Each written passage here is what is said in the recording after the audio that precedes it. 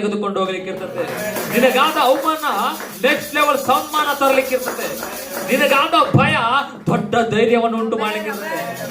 ನಿನಗಾದಂತ ನಿಂದೆ ಅವಮಾನ ದೊಡ್ಡ ಸನ್ಮಾನವನ್ನು ತರಲಿಕ್ಕೆ ಇರ್ತದೆ. ನೀನು ತಳ್ಳಲ್ಪಟ್ಟಿದ್ಯಾ, ಗೆಟ್ ರೆಡಿ. ನೀನೇ ದೊಡ್ಡ ಮುಖ್ಯವಾದಂತ ಪ್ರಾಮುಖ್ಯವಾದ ವ್ಯಕ್ತಿ ಆಗ್ಲಿಕ್ಕೆ ಇರ್ತೀಯ. ಎಲ್ಲೆಲ್ಲಿ ತಲೆ ಬಗ್ಸಲ್ಪಟ್ಟಿದ್ಯಾ ಅಲ್ಲೆಲ್ಲ ದೇವರು ಮೇಲೆ ಎತ್ತಲಿಕ್ಕಿರ್ತಾನೆ. ಅದಕ್ಕೆ ಶತ್ರುಗಳ ಎದುರುಗಡೆ ಏನ್ ತರ್ತಾನಂತೆ? ಔತಣವನ್ನು ತರ್ತಾನೆ. ಓವರ್ ಟ್ಯಾಕ್ ಮಾಡ್ಲಿಕ್ಕೆ ಇರ್ತೀಯ, ಶತ್ರುಗಳ ಹಿಂದೆ ಹಾಕಿ ಮುಂದೆ ಹೋಗ್ಲಿಕ್ಕೆ ಇರ್ತೀಯ ನೀನು.